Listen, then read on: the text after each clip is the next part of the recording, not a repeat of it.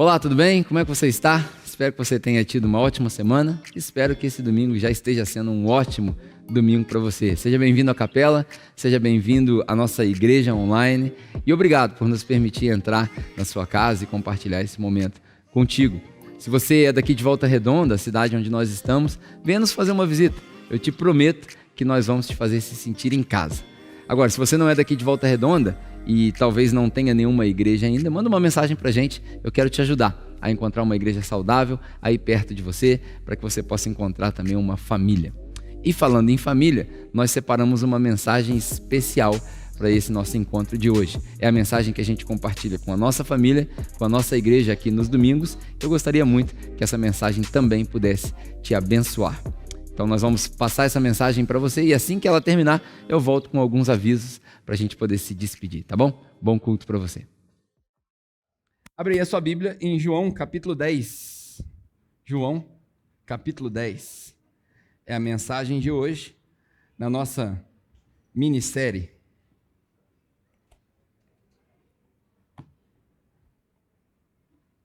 O meu coração é seu.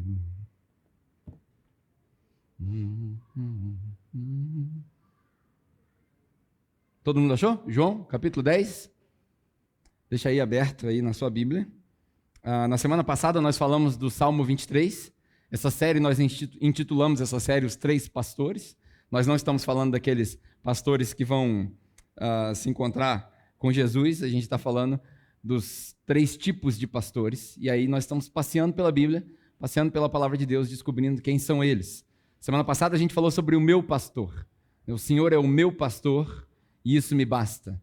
Esse foi o tema da nossa mensagem do Salmo 23. Se você não assistiu, está tudo no YouTube, vale a pena conferir. Procura lá youtube.com/capelachurch ou no Spotify, no podcast, enfim. É bom para você pegar essa continuidade, porque hoje tem uma ponte entre o Salmo 23 e João capítulo 10. Mas se você não veio na semana passada, eu acredito que essa mensagem pode falar também contigo por si só. Antes da gente entrar no texto, é bom você se habituar, é bom você se contextualizar, o que está acontecendo em João, principalmente no capítulo 10. Não dá para falar tudo sobre João, depois você pode estudar, você pode vir aqui na quarta-feira quando a gente estiver discutindo, mas João é um evangelho diferente de Mateus, Marcos e Lucas, já falei isso aqui algumas vezes. Ninguém sabe ao certo quem escreveu Marcos, que foi o primeiro. Ninguém sabe ao certo quem escreveu Mateus, que muito provavelmente é uma cópia de Marcos adaptada. Lucas, a gente tem uma ideia de que tenha sido o próprio Lucas, porque ele vai relatando Lucas e Atos. E João, existe uma discussão entre os teólogos sobre quem é esse João, porque João era um nome muito comum, mas nós acreditamos que era o discípulo de Jesus, aquele que era mais próximo de Jesus, assim como o mesmo autor das cartas de João e do Apocalipse. Algumas pessoas divergem, eu pelo menos acredito que é o mesmo, mas você tem liberdade para acreditar que são pessoas diferentes. E João foi escrito de uma perspectiva de confronto mesmo. Todo o evangelho de João, pelo menos até o capítulo 17, capítulo 18, é onde começa a crucificação de Jesus, desde o princípio dele até o capítulo 17, 18, se passa muito provavelmente num período curto de tempo. Alguns dizem uma semana, outros dizem 40 dias, porque todas as menções do evangelho de João, elas acontecem dentro de um dos festivais dos judeus. Os judeus tinham vários festivais tradicionais, 3 deles eram os mais famosos, né? A festa dos tabernáculos, a festa das luzes, a festa das colheitas. Se você gosta de estudar a cultura judaica, você já deve ter ouvido falar isso. E Jesus aparece no período dos festivais judaicos, justamente para contrariar o judeu. Então tem várias coisas no Evangelho de João, como a gente falou semana passada no Salmo 23, o remes, né, esse significado escondido por trás do que está escrito, que não é exatamente o que está escrito.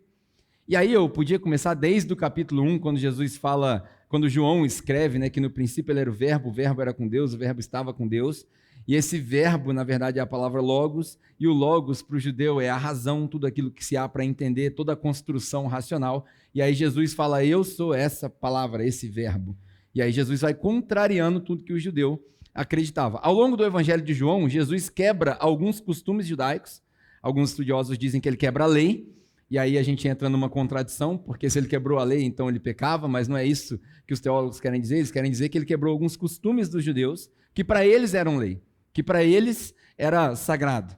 E aí ele vai destruindo aquilo aos poucos.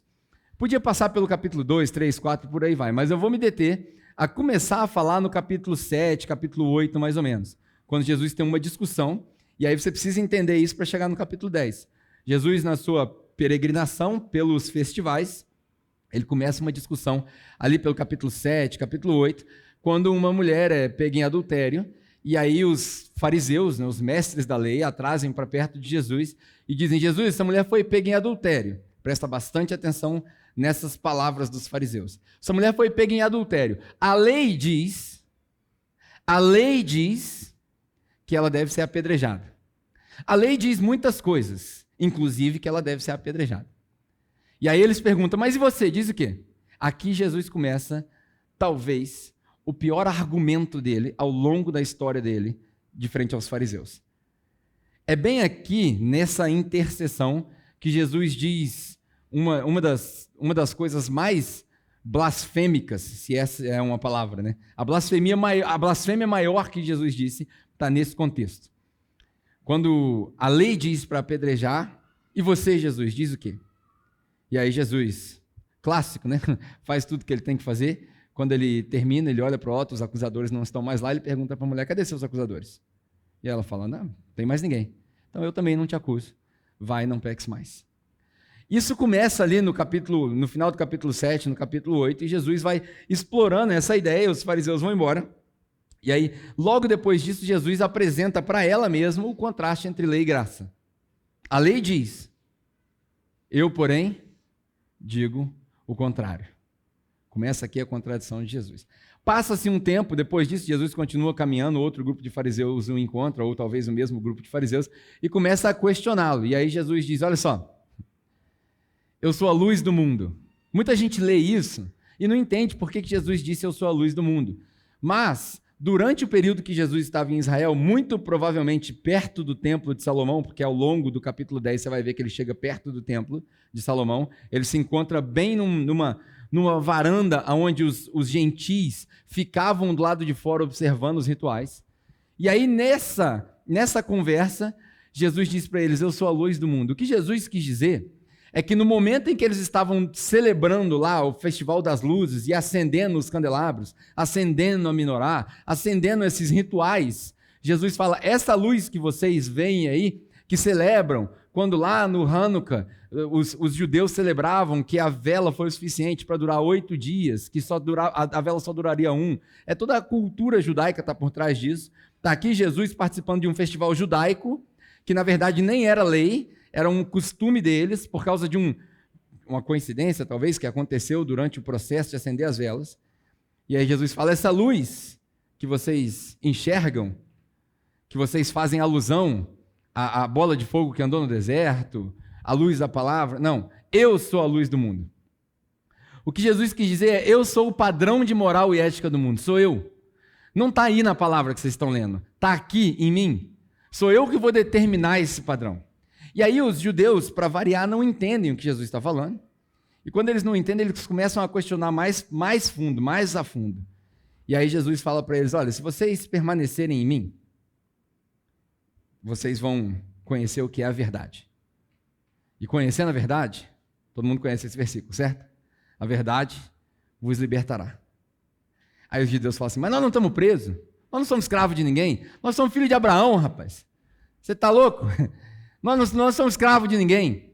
Aí Jesus fala assim: vocês não são filhos de Abraão. Porque se vocês fossem filhos de Abraão mesmo, vocês me reconheceriam. Se vocês fossem mesmo filhos de Deus, vocês me reconheceriam. Vocês são filhos do diabo. Olha Jesus falando com os judeus. Vocês são filhos do diabo. Começa um escândalo, os judeus pegam nas pedras para poder apedrejar Jesus. E aí, quando Jesus, naquele alvoroço todo, ainda não era a hora dele, diz a palavra que ele se esconde, no final do capítulo 8, Jesus se esconde do apedrejamento, some e aparece do lado de... Não diz que ele some como Matrix, mas ele sai do meio da multidão e ele aparece na porta do templo. Para quem não conhece o Templo de Salomão, era um negócio gigantesco, que ocupava um espaço muito maior do que esse quarteirão inteiro, e ele tinha, nas paredes, ele tinha diversas saídas. E aí, olha o curioso, tudo que Jesus faz, pelo menos para nós, tinha uma intenção. Jesus vai em direção a uma das portas do Templo de Salomão.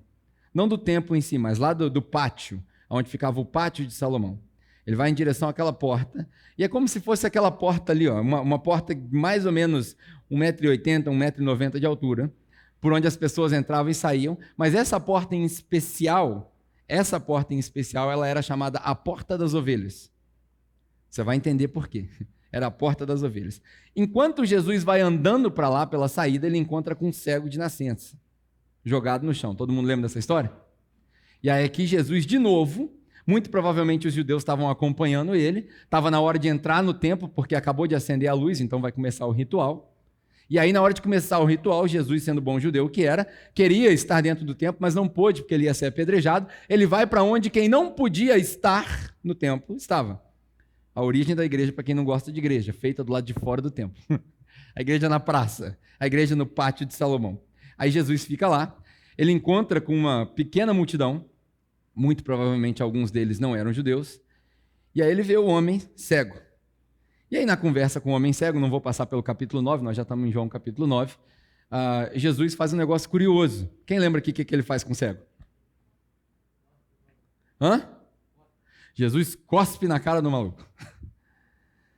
Jesus faz um bolinho de barro, cospe nele, põe no olho e cura. Aí algumas pessoas dizem que o barro é uma simbologia, porque Deus criou o homem do barro. Outras pessoas dizem que o cara não tinha olho. Nada a ver, se o cara não tinha olho, ia falar que ele não tinha olho. O cara era cego, cego de nascença. E aqui Jesus vai causar um negócio que, no nosso tempo, eu já ouvi algumas pessoas dizerem o seguinte: nós passamos por 3 revoluções na humanidade. Quando o homem descobriu o fogo, quando o homem descobriu a roda e quando o homem descobriu a internet. 3 revoluções. 3 revoluções que mudaram o nosso comportamento, verdade ou não? Antigamente a gente ia na loja, hoje a gente compra online e por aí vai. Mudou o nosso comportamento. São essas 3 revoluções. Alguns dizem que a prensa está no meio, né? Quando começou a imprimir os documentos, aquilo ali foi uma revolução, e certamente foi. As pessoas foram mais alfabetizadas e por aí vai.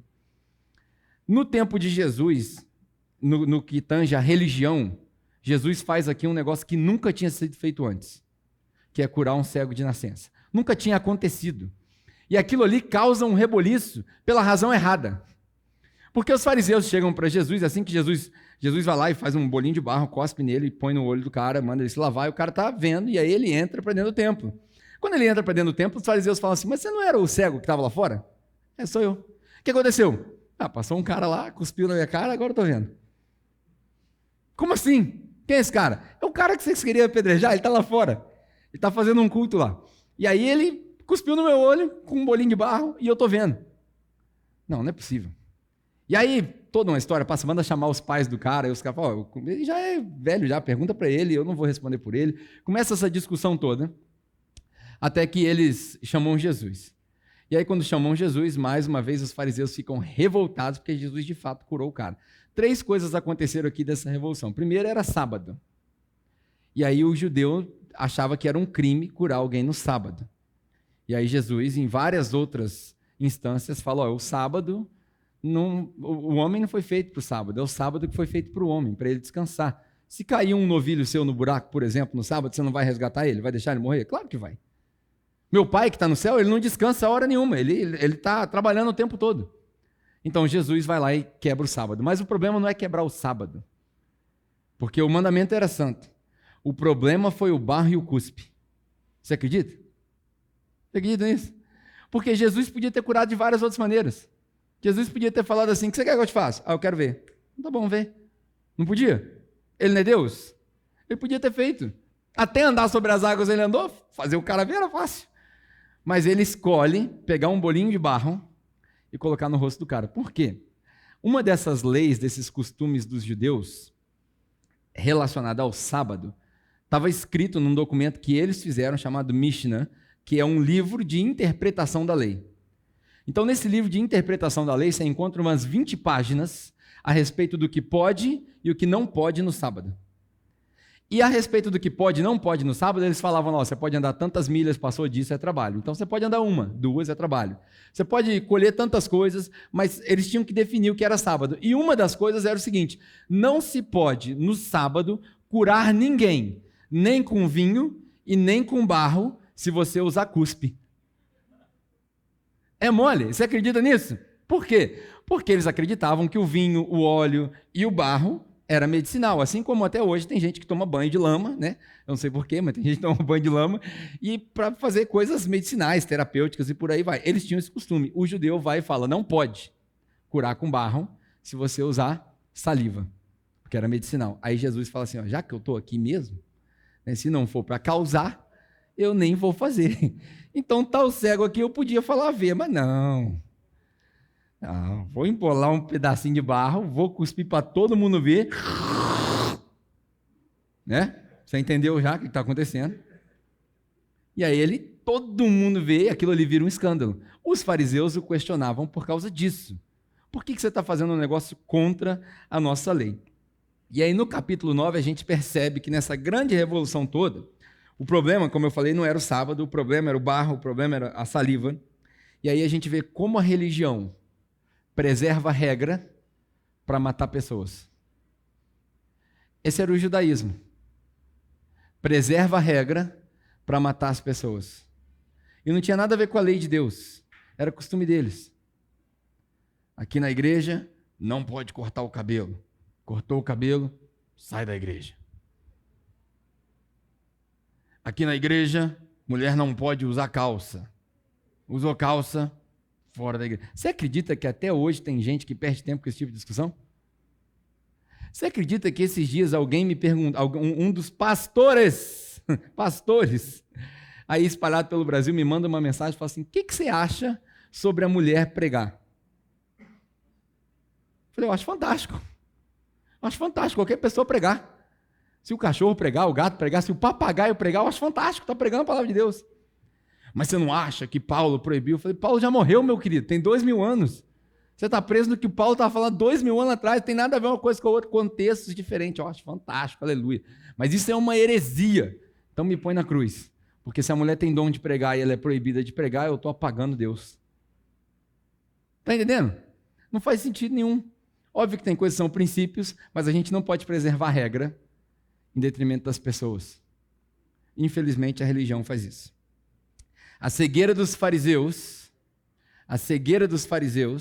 era espiritual. E aí eles não conseguiam, com olhos que enxergavam, eles não conseguiam ver o que Jesus estava fazendo. Talvez por isso que Isaías dizia já, né, muito tempo antes de Jesus, eles têm olhos e não veem. Têm ouvidos e não escutam. Você sabe que, às vezes, eu acho que a igreja é muito parecida com essa profecia de Isaías. A gente prega, as pessoas têm olhos, mas não veem, têm ouvidos, mas não escutam. Esse é o contexto de que está acontecendo com Jesus. Mais uma vez, Jesus foge, e aí chega no capítulo 10. Aí Jesus diz, verdadeiramente, né? E aí começa o capítulo 10 que nós vamos ler. É engraçado a gente perceber, na hora que você estiver lendo João, principalmente o capítulo 10, Jesus falava muito em parábolas. Você sabe o que é parábola? Sabe o que é parábola? Vou desmistificar a parábola para você. Parábola é uma historinha inventada. Uma historinha inventada, não é verdade. Parábola é uma historinha inventada para exemplificar um ponto. Então, quando Jesus dizia assim, o reino de Deus é como um semeador que saiu a semear e jogou sementes e tal. Isso é uma parábola. Isso é uma história. Esse semeador não existiu necessariamente. O reino de Deus é como o pastor que perde uma ovelha e deixa as 99 e vai buscar uma. Não quer dizer que ele viu um pastor que tinha 99 e foi buscar uma. Tirar a teologia de uma parábola é um negócio muito arriscado. Porque a parábola é uma história inventada para poder exemplificar um ponto. Qual é o ponto? O ponto é que no reino de Deus, Deus se preocupa com quem está perdido. A moeda perdida, a ovelha perdida. No reino de Deus, às vezes as sementes vão cair em lugares que não crescem. Mas a gente não fica preocupado onde não cresce, a gente fica preocupado com cultivar aquela que cresce. E por aí vai. São princípios que você precisa enxergar atrás das parábolas. Em João, Jesus não fala em parábolas. A parábola ela é subjetiva. Aqui Jesus usa o que no português, a gente está aí na sua Bíblia, por exemplo, ele diz figura de linguagem. Ou uma alegoria.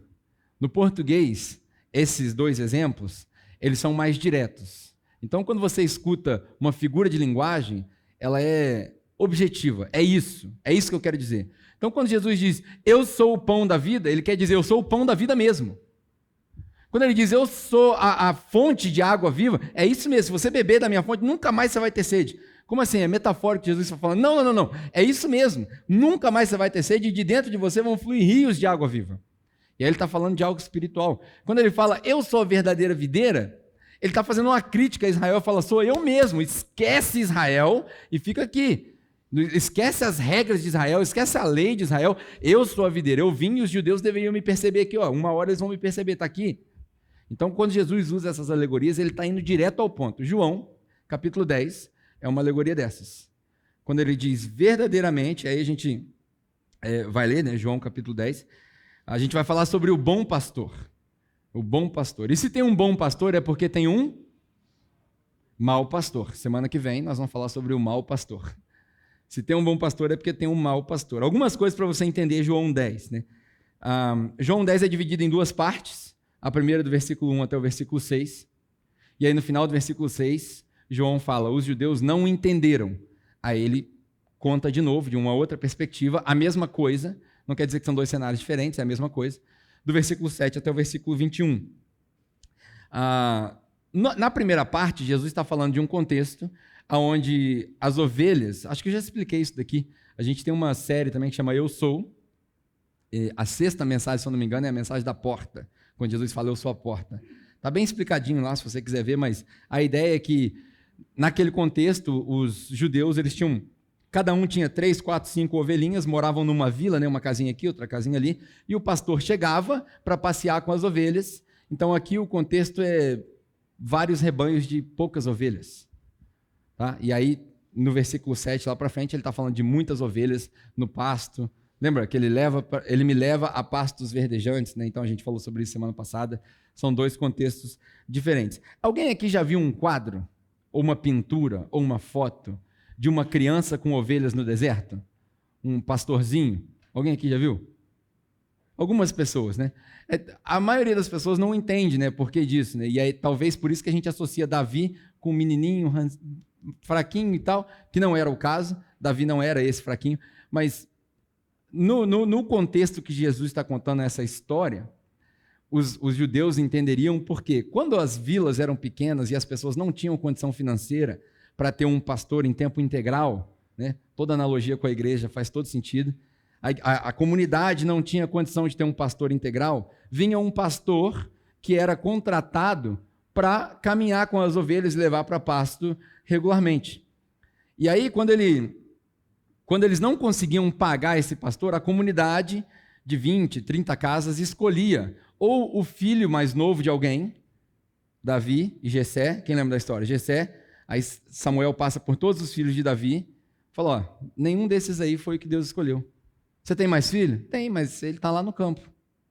Está pastoreando umas ovelhas. Todo mundo lembra dessa história? O que era isso? Davi, por ser o mais novo, tinha sido escolhido o pastor da comunidade. Então ele estava pastoreando não só as ovelhas do pai dele, muito provavelmente outras ovelhas também. Esse era o contexto histórico. Ou eles escolhiam duas meninas. Alguém aqui já viu foto de meninas? Ou quadro de meninas no deserto com ovelhas? Se você for em Israel, você vai ver. São meninas que elas iam em dois, né, por causa do perigo, e elas iam lá pastorear. Era menos comum, mas também acontecia. Né? Então, se alguém falar assim, a mulher não pode ser pastor, tá aí, duas meninas pastoreando. Duas meninas pastoreando. Né? Então, esse é o contexto de João capítulo 10. Eu tenho um monte de coisa para falar sobre João capítulo 10, espero conseguir falar todas elas. Tem bastante coisa, e o objetivo é que você preste bastante atenção, porque cada uma dessas observações é uma alegoria que faz sentido para nós hoje. Então vamos lá. João, capítulo 10, nós vamos ler do versículo 1 até o versículo 20, talvez, ou o versículo 18, por aí. Eu lhes asseguro que aquele que não entra no aprisco das ovelhas pela porta, mas sobe por outro lugar, é ladrão e assaltante. Grava bem esse daí, um ladrão e um assaltante. Aquele que entra pela porta é o quê? Aquele que entra pela porta é o pastor das ovelhas. O porteiro, ele abre a porta e as ovelhas ouvem a sua voz. Olha que interessante, vamos parar por aqui. Nesse contexto, Jesus, ele se coloca no lugar desse menino, desse filho mais novo da comunidade. Jesus era judeu E aí Jesus se coloca nesse personagem de ser o menino mais novo e ser o pastor da comunidade. E aí ele diz: quem sobe por outro lugar, pelo muro, e não passa pela porta, é ladrão e assaltante. O pastor das ovelhas, ele passa pela porta. Por quê? Quando ele chega na vila, ele vem cantando a canção dele, e o porteiro de cada uma das casas abre a porta para que as ovelhas, ao reconhecerem a sua voz, ao reconhecerem o seu chamado, saem para ir pastar com ele. Conta-se uma lenda, né? Eu morei na Nova Zelândia há 7 anos, então conta-se uma lenda que na Nova Zelândia, onde tem 4 vezes mais ovelha do que gente naquele país, não sei se você sabe, lá o governo deveria ser constituído por ovelhas, porque tem 20 milhões de ovelhas e 4 milhões de habitantes. São 5 vezes mais o número de ovelhas. Você passeia pela rua, você vê ovelha em tudo quanto é lugar. Você vai nos parques, as ovelhas estão soltas. É interessantíssimo você ver. Nas cidades do interior, então, as ovelhas passeiam pela rua. É igual na Austrália, você vê canguru nas cidades do interior, na Nova Zelândia você vê ovelhas.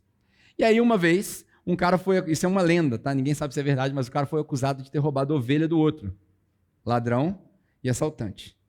E aí o juiz ouviu todo o caso, ouviu um lado, ouviu o outro, e não conseguia chegar na conclusão de quem era aquela ovelha. Até que ele resolve fazer um experimento. Ele manda limpar a sala, põe as ovelhas no corredor, manda abrir a porta e as ovelhas ficam ali paralisadas, porque não ouviram nada, e manda os dois chamarem a ovelha. Os dois começam a chamar a ovelha com suas maneiras peculiares e a ovelha vai direto para o pastor dela. O juiz bate o martelo e fala: está resolvido, a ovelha é dele. Por quê? Porque a ovelha conhece a voz do pastor. Isso é muito interessante de se ver. Eu tive vários amigos que eram fazendeiros na Nova Zelândia. E a gente ia nas fazendas e é interessante você ver que você pode tentar ao máximo. Você não vai conseguir chamar a ovelha de outro pastor. Você pode dar comida, você pode trazer no cajado, você pode correr atrás dela, ela não vai vir contigo, porque ela conhece a voz do pastor. Nesse contexto aqui, muito provavelmente o porteiro, ou é Deus, que abre a porta para Jesus entrar dentro do judaísmo, ou são os próprios mestres do judaísmo que reconhecem Jesus e falam: ó, chegou o Messias. Então abre a porta que ele vai chamar as ovelhas. E aí ele continua. Você pode entender que para o judeu, quando a gente fala judeu, tem todo um significado para nós também. Aí ele continua assim: ele chama as ovelhas pelo nome. Era muito comum os pastores darem nome para suas ovelhas, ou apelido, né, para suas ovelhas, cabeção, narigudo, tal. E aí era assim mesmo, chamava de apelidos, né? E aí elas a seguiam. Ele chama as ovelhas pelo nome e as leva para fora. Isso aqui é interessante. Eu ouvi uma piada esses dias, né? Que o crente ele funciona assim. Ele vive no mundo e aí ele tenta de qualquer maneira trazer o amigo, o irmão, o familiar para a igreja, certo? Aí chega o pastor da igreja e põe o cara para fora da igreja. Por quê? Porque a igreja é um lugar muito perigoso. Então ele precisa ir para fora da igreja para pastar. Ouvi essa piada, achei interessantíssimo. Porque várias vezes eu falei para as pessoas, né? Vai embora da igreja. Não tem por que você ficar aqui. Porque a igreja é um lugar perigoso, muito perigoso. E eles as levam para fora. Depois de conduzir para fora todas as suas ovelhas, ele vai adiante delas e estas o seguem, porque conhecem a sua voz. Mas nunca seguirão um estranho. Na verdade, fugirão dele, porque não conhecem a voz de estranhos. Vamos fazer mais uma pausa aqui. Aqui Jesus começa a falar para nós, 2000 anos depois. Porque quando ele diz, ele chama as ovelhas pelo nome e as traz para fora, já já você vai ver Jesus falar que ele tem ovelhas que não pertencem a esse aprisco. Ovelhas que estão em outro contexto. E é necessário que ele vá atrás dessas ovelhas. Então Jesus, ele tira o judeu da religião dele e traz para o reino. E ele tira o pecador da vida do mundo e traz para o reino. Então quando ele fala, ele leva para fora, ele traz o cara que está perdido para dentro. Por isso que ele fala, ele entra e sai e encontra pastagem. Porque a gente vive nesses ambientes todos entrelaçados, né? E ele fala, elas escutam a sua voz e vão adiante dele. Nunca seguirão um estranho, porque elas não conhecem a voz de estranhos. Jesus usou essa comparação, mas eles o quê? Eles não compreenderam, porque o povo era burro mesmo, né? Então, eles não compreenderam o que eles estavam falando. Aqui, muito interessante você perceber como que Jesus está ilustrando isso. Jesus está lá, lembra? Lá na porta do templo, ele começa a contar a história. Na cabeça dos judeus, vem aquela confusão. O mais próximo que a gente pode chegar hoje aqui é a feira de Volta Redonda. Se você for na feira domingo, tem barraca de um lado, barraca do outro e um monte de gente no meio, certo? Imagina a vila de Israel, do lado da barraca direita era casa, do lado da barraca esquerda era casa e no corredor era ovelha. E ali tinham várias ovelhas. E ali no meio, bem ali no meio, no canto direito tinha um rabino sentado explicando a lei. No outro canto esquerdo tinha outro rabino explicando a lei de uma outra maneira. Bem no meio tinham os essênios, os fariseus, os saduceus, os helenistas, várias culturas diferentes tentando influenciar o povo de Israel. E aí, nessa confusão toda, os pastores vão tentando levar suas ovelhas, e aí o pastor levanta a voz, 15 ovelhas aqui levanta a cabeça, outro pastor levanta a voz, outras 5 ovelhas levantam a cabeça, e elas vão ali seguindo o pastor até que saem desse corredor para poder encontrar as pastagens. Essas vozes que Jesus usa aqui, quando João está escrevendo, eles não reconhecem a voz de estranhos. Não reconhecem a voz de estranhos. É quando os judeus estariam ouvindo vários ensinamentos e falam, não, isso daí não é o que Deus prometeu para mim, isso daí não é o que Deus prometeu para mim, isso daí não é o que Deus prometeu para mim. Nos dias de hoje, a cultura faz a mesma coisa com a gente. Tá tudo bem, se você viveu uma vida toda largada e tal, a ovelha escuta a voz do pastor, falou, opa, essa voz aí não é para mim. Tá tudo bem, se a gente tiver uma vida de mau caráter, opa, essa voz aí não é para mim. Essa não é a voz do meu pastor. Tá tudo bem se eu esquecer de Deus e se eu viver uma vida relativamente... Essa voz aí também não é para mim. A minha voz é a voz do meu pastor, é uma voz que me protege, é uma voz que me traz segurança, é uma voz que não traz confusão, é uma voz que me faz deitar em pastos verdejantes, que me acalma, que me leva a águas tranquilas. É uma voz que às vezes ela fala forte, mas ela me conforta, ela me protege. Essa é a voz do meu pastor. As ovelhas reconheciam a voz dos pastores. E aí, por não ter entendido, Jesus conta a história de outra forma. Aí Jesus muda de contexto, já não estamos mais na vila, agora nós estamos lá no deserto, como foi o contexto da mensagem passada. Do versículo 7 até o versículo 21, eles estão lá pastando. E aí você precisa entender como que acontecia essa pastagem. Quando o pastor levava, falei semana passada que o pasto verdejante não era aquele gramado verdinho, eram as moitinhas nas pedras.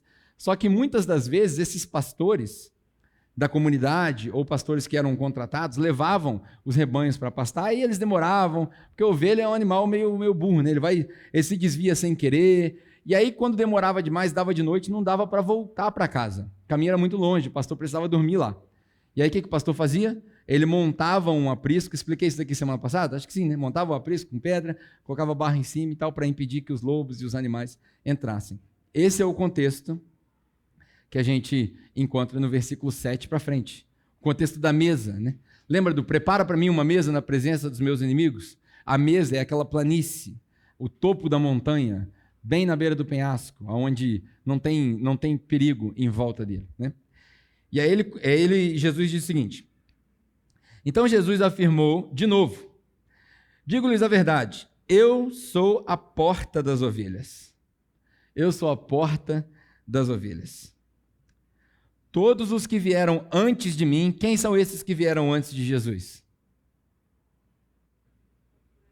Os falsos mestres. Os que vieram antes de Jesus são os que trouxeram esperança falsa. Os que vieram antes de Jesus eram aqueles que tentavam convencer os judeus de que a mensagem de Deus era outra. Esses todos esses são ladrões e assaltantes. Lembra no começo que a gente falou dos ladrões e assaltantes? Aí Jesus fala, todo aquele que veio antes de mim é ladrão e assaltante. Todo aquele que quis dizer alguma coisa a respeito do reino de Deus, diferente do que eu estou falando, é ladrão e assaltante. O assalariado não é o pastor a quem as ovelhas pertencem. Não, pulei, né? Os que vieram antes de mim eram ladrões e assaltantes. Mas as ovelhas não os ouviram. Eu sou a porta, e quem entra por mim será salvo. Entrará e sairá e encontrará pastagem. E aqui um ponto interessante teológico, né? As pessoas acham que quando Jesus está chamando eles para serem salvos, porque ele fala serão salvos. Mas a palavra salvo, salvação, vai muito além de ir para o céu. Então, o que Jesus está falando, ele vai entrar e sair, então ele não entra e sai do reino. O que ele está falando é que ele tem passagem livre. Se eu sou a porta, quem entra por mim experimenta de tudo isso. E quem sai da onde? Do mundo, da religião, sai das coisas que o prendem, encontra também pastagem. É isso que ele está querendo dizer. Eu sou a porta, quem entra por mim será salvo, entrará e sairá e encontrará pastagem. O ladrão vem apenas para quê? Roubar, matar e destruir. Quem é o ladrão? Quem é o ladrão? Muita gente acha que é o... Mas não está falando do diabo aqui. Até agora Jesus não mencionou o diabo. O diabo vai vir mais lá embaixo. O diabo é sempre mais lá embaixo, né? Não podia perder a piada. Muito ruim essa piada, meu Deus. Muito ruim. Aqui não é o diabo que ele está falando. Olha que interessante. Isso aqui é interessantíssimo para a gente perceber. Por quê? O ladrão e o bom pastor, eles estão misturados. Muitas das vezes, o ladrão e o assaltante já entrou no aprisco.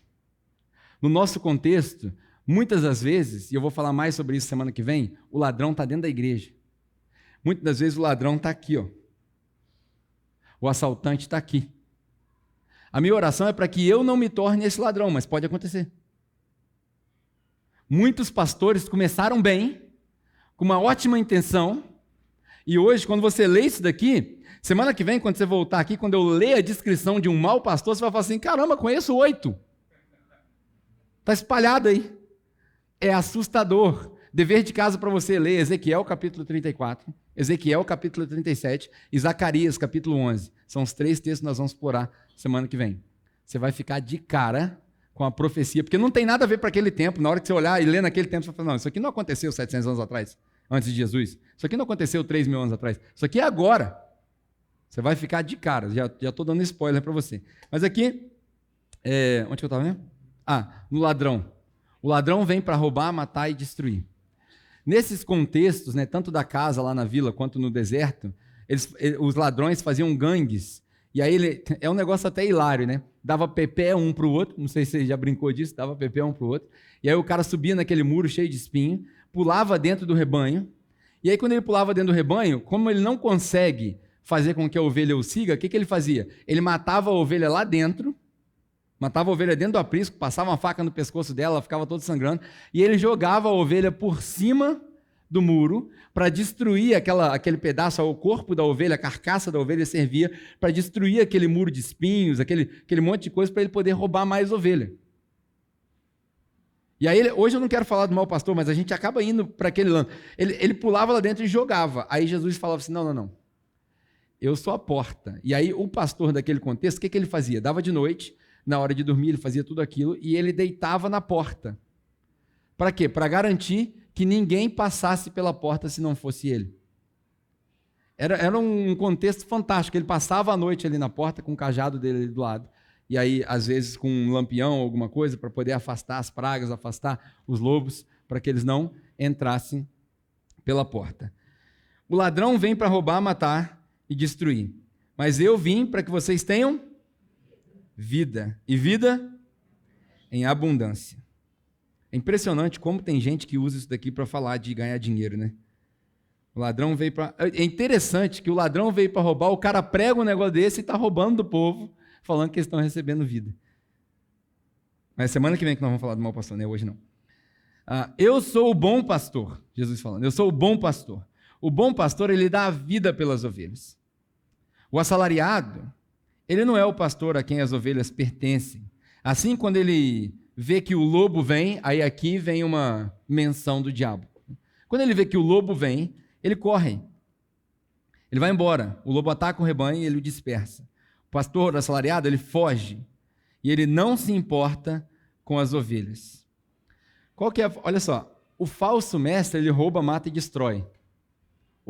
Grava bem isso. O falso mestre, ele rouba na sua cara, ele destrói a sua vida, porque quantas vezes a gente já não viu, a mulher vai para a igreja, o marido não, aquilo ali acaba com o casamento da pessoa.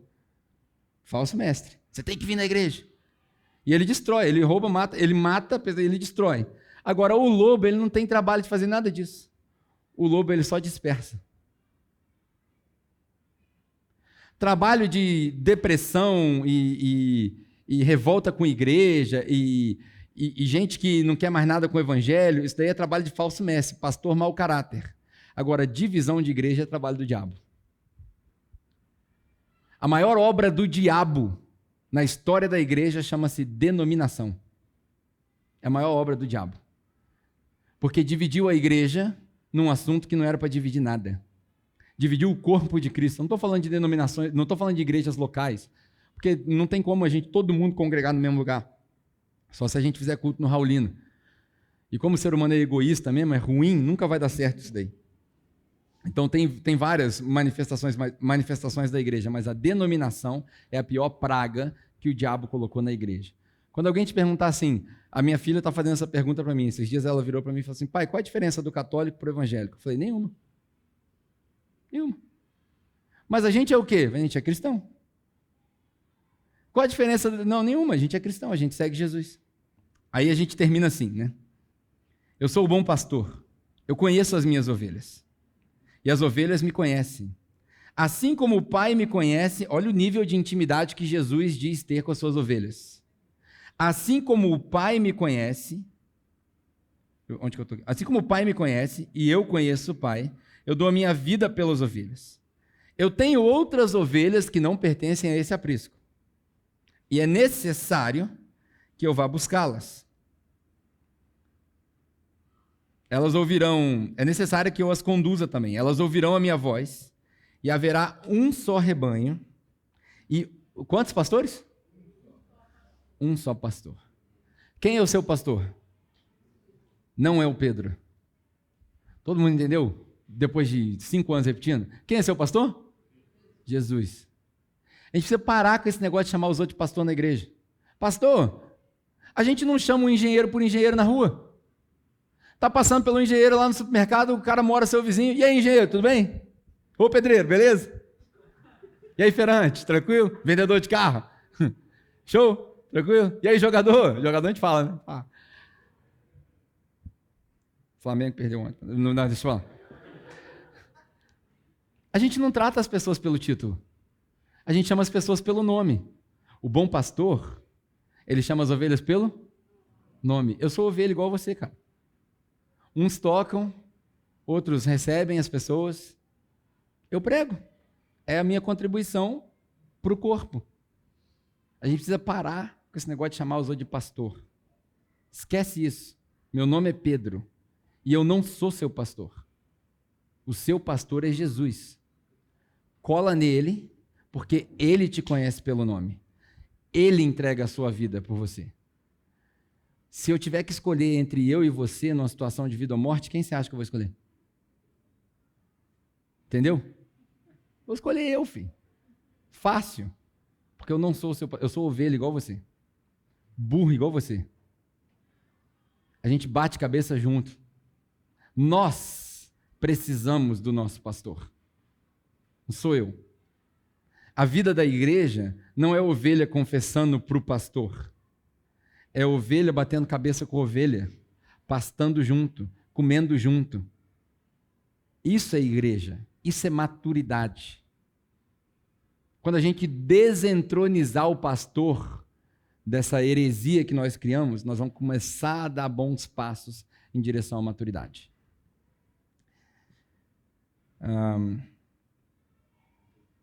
Onde que eu estou? Por isso é que o meu pai... É isso aí que eu estou? É, né? Por isso é que meu pai me ama, porque eu dou a minha vida para retomá-la. E aí Jesus vai falar sobre a ressurreição dele. Né? Ninguém a tira de mim, mas eu a dou por minha espontânea vontade. Eu tenho autoridade de dá-la, para retomá-la. Esta ordem foi que eu recebi do meu pai. Diante dessas palavras, os judeus ficaram como? Divididos. Muitos deles diziam, ele está endemoniado, enlouqueceu. Outros diziam, essas palavras não são palavras de um endemoniado. Como pode um demônio? Aí olha só como é que o judeu era um bicho turrão. Depois de tudo isso que Jesus falou, que eu estou falando aqui há 40 minutos, aí o judeu virou e falou assim, isso não pode ser palavra de demoniado. Demoniado não cura cego. Ele não prestou atenção em nada que Jesus falou. É igual a igreja. Estou falando, a galera está no WhatsApp, no Facebook, no Instagram, na hora que acaba, amém, glória a Deus. Entendeu nada. Não é verdade? A maioria das pessoas é assim, cara, mas tá tudo bem, eu entendo, é doses homeopáticas, entendeu? Mas Jesus entendia disso daqui. Aí eu quero concluir dizendo o seguinte, eu tenho um presente para vocês hoje, que a gente vai terminar de uma maneira diferente. Algumas conclusões sobre o bom pastor, para você entender. A gente falou do meu pastor semana passada, e eu quero te dar algumas conclusões baseadas nesse texto. Coisas que eu entendi, você deve ter entendido outras coisas para a gente finalizar, e aí eu quero te dar um presente para todos nós. Uma síntese dessa pregação, em forma de música, que não sou eu que vou cantar, não. O Serginho vai cantar para vocês. Glória a Deus. Glória a Deus. Deus é bom o tempo todo, amém? Me senti até aquelas igrejas Black Church agora, né? God is good. Não, deixa eu falar. O bom pastor, olha só, algumas coisas que eu concluí. O bom pastor, ele não arromba a porta. O bom pastor não arromba a porta. O bom pastor, ele é convidado. Sabe aquele texto lá do Apocalipse? Eis que estou à porta e bato. Então, a maioria das pessoas acha que aquilo ali é evangelístico. Não é, aquilo ali é para a igreja. O bom pastor, ele não arromba a porta. O bom pastor, ele é convidado. O bom pastor não precisa convencer ninguém. Jesus não precisa convencer ninguém. Quando os fariseus não entendiam, que os caras batiam de frente, o que ele falava? Tá bom, você não entendeu. Então, fazer o quê? Você não precisa convencer ninguém. O bom pastor, ele é convidado para entrar. O bom pastor, ele me conhece. O bom pastor, ele tem um relacionamento individual comigo. Nota que eu falei individual, não individualista. Entendeu a diferença? Individual quer dizer que é pessoal. Ele te conhece pelo nome, mas não é só para você. Não é egoísta. O meu pastor, o bom pastor, ele me conhece, ele conhece meu nome, e como a gente disse no Salmo 23, o bom pastor, ele é meu amigo íntimo. E isso me basta. Você é amigo íntimo do seu pastor? Você tem uma amizade íntima com Jesus?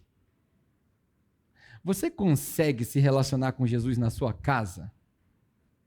Você precisa ir para a igreja? Você consegue orar e sentir que Jesus está falando contigo e te ouvindo? Às vezes, alguns usam música. Legal. Você consegue sentir Deus na música sem toda essa manipulação aqui? Se não, é um sinal de que você precisa conhecer esse pastor. Ele precisa ter essa liberdade para entrar e te chamar pelo nome. O bom pastor, ele não explora.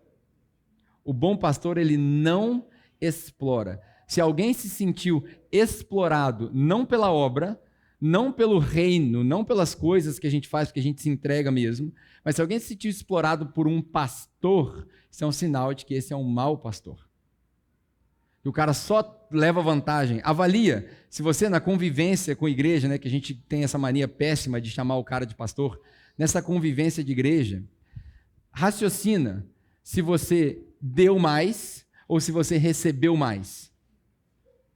Se você entregou mais e está cansado, se sentiu cansado disso, é porque você está sendo explorado.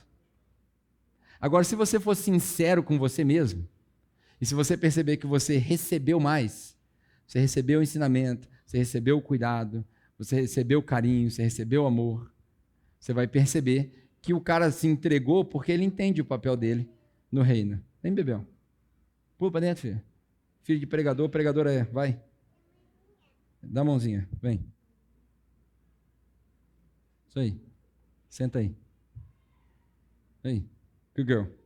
Well done. Isso aí. O bom pastor, ele não explora. Ele protege, ele me alimenta e ele me guia. É o Salmo 23. O bom pastor, Jesus, ele não me explora. Ele protege, ele me protege. Ele me alimenta e ele me guia. O bom pastor, ele confunde o lobo, mas esclarece para as ovelhas. Olha que coisa interessante. O bom pastor, ele não cria confusão na cabeça da ovelha. Ele não cria caos na cabeça da ovelha. O bom pastor, ele confunde o lobo, mas ele esclarece para as ovelhas. Fica claro. Eu acredito que ninguém aqui tem dúvida do que a gente está falando. Porque a ideia é que a gente deixe espaço para o bom pastor operar na sua vida. O bom pastor, estou acabando já. O bom pastor, toma a mãozinha. O bom pastor, ele é como eu. Ele é simples. O bom pastor, ele se confunde. Ó a mãe terrorizando a menina. Deixa a menina. Vai, vamos acabar, Bebel. Deixa a menina aqui. Assim chama a atenção do povo no YouTube. Olha lá. O bom pastor, lê para eles, Bebel. Vou pegar, hein? Lê para eles, ó. O bom pastor, ele é simples, como eu. Ele se mistura. Por isso que quando Jesus foi entregue, alguém precisou apontar para Jesus. Porque ninguém conseguia discernir quem era o pastor, quem era Jesus, quem eram os discípulos. É muito interessante que na cultura de hoje é nítido quando você vê a diferença na classe econômica, nos lugares onde sentam. Você vai na maioria das igrejas, o lugar de honra é para quem? O pastor. Sabe qual é o lugar do pastor? Lá fora. Quando você chegar numa igreja que você vê a primeira fileira reservada, você faça questão de sentar lá na última ou de ficar em pé. Porque aquela fileira ali, muito provavelmente, pode estar cheia de ladrão. Semana que vem, né? O bom pastor, embora ele seja simples, como eu, o bom pastor é totalmente diferente de mim. Porque o bom pastor, ele é o único que dá a vida pelas ovelhas. O bom pastor dá a vida pelas ovelhas. Yes, Bebel? Você está pentecostal pra caramba hoje, hein? Isso aí. Então eu quero que você entenda, nós vamos terminar a mensagem com isso hoje. Depois eu volto aqui só para a gente se despedir. Mas essa canção que o Serginho vai cantar, ela vai estar na tela. Não sei se você conhece. Ela é desconhecida até. Então eu quero te convidar para você meditar na letra. Se você conhece, você pode cantar junto. Eu vou cantar que eu amo essa canção. Mas se você não conhece, medita na letra. Ela vai estar aqui enquanto o Serginho canta. Ela é um resumo do Salmo 23 e João 10, que andam juntos. Entenda isso como a minha oração por você. Para que seja a sua oração também. E aí depois a gente termina.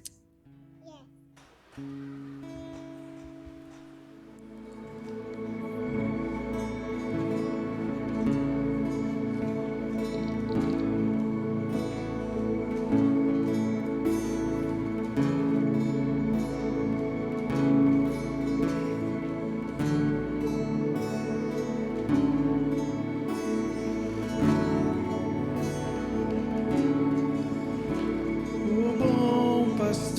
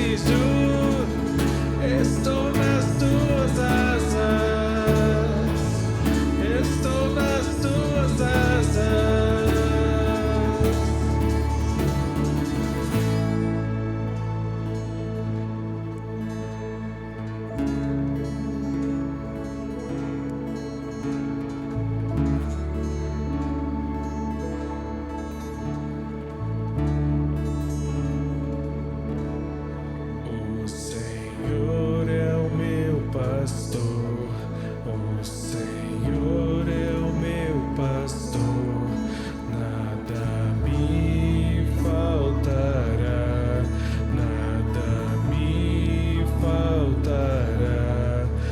O Senhor é o meu pastor, o Senhor é o meu pastor, nada me faltará, nada me faltará.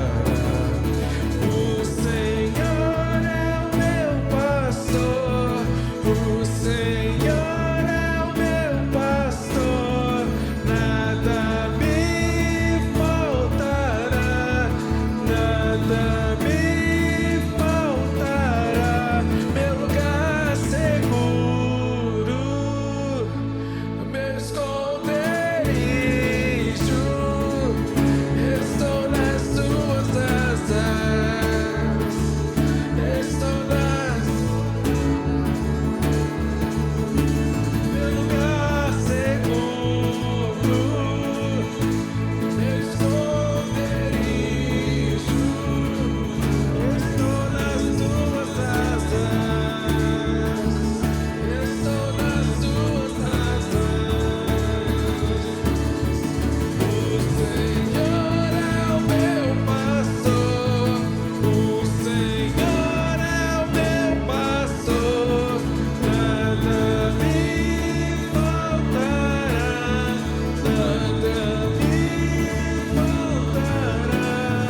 O Senhor é o meu pastor, o Senhor é o meu pastor, nada me faltará, nada me faltará.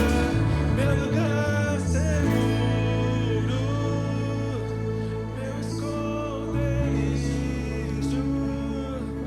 estou nas tuas asas, estou nas tuas asas. Meu lugar seguro, meu esconderijo, estou nas tuas asas, estou nas tuas asas. Maior herança que eu posso te dar, maior presente que eu posso te dar, o maior ensinamento que eu posso compartilhar contigo enquanto pregador da palavra, é te ensinar que você não precisa de mim, é te ensinar que Jesus é o seu pastor, que Ele te ama, Ele te protege, que você é a igreja dele, que Ele te chama pelo nome. Esse é o maior ensinamento, que a gente saia daqui hoje como essa ovelhinha aqui, ó, que depende do pastor dela o tempo todo. Que você seja como essa daqui, ó, não rebelde assim. Você seja como criança, como uma ovelha nos braços do seu pastor. Amém? Deus te abençoe. Você tenha uma ótima semana, cheia de amor e carinho do seu pastor. Bom, é isso. Eu espero que você tenha sido edificado por essa mensagem. Espero que você tenha percebido o valor nessa mensagem e que ela possa te fazer pensar e te ajudar a se transformar um pouquinho a mais cada dia. Antes da gente se despedir, eu queria te recomendar que você participasse de uma das nossas igrejas. Nós temos várias igrejas, grupos pequenos de pessoas que se reúnem toda semana. A gente chama esses grupos de conexão, que é onde você se conecta com outras pessoas. Ali a gente discute um pouco da mensagem, ali a gente aprende um com o outro sobre aquilo que Deus vem falando com a gente através da nossa leitura, ali a gente divide as nossas dores, enfim, nós temos vários grupos presenciais e online. Caso você queira participar de um, eu gostaria que você escaneasse esse código que vai aparecer aqui na sua tela e aí a gente vai envolver toda uma equipe para poder te indicar um bom grupo de conexão. E falando em códigos, né, esse código que apareceu aqui na sua tela, hoje em dia está tudo muito tecnológico, eu quero te convidar, caso você queira, ajudar a nossa missão a avançar com a nossa missão de alguma maneira financeira, vão aparecer aqui na sua tela alguns códigos. Tem o código do Nubank, tem o código do PicPay e tem a nossa chave Pix. Caso você queira fazer uma doação de acordo com aquilo que você decidir no seu coração, sem pressão nenhuma, sem nenhuma obrigação, nós seremos extremamente gratos. Você pode usar esses códigos e a sua doação vai direto para a capela, tá bom? É isso. Espero que você tenha tido um bom domingo aqui com a gente. Espero que você volte. Deus te abençoe, tenha uma ótima semana e até o nosso próximo encontro.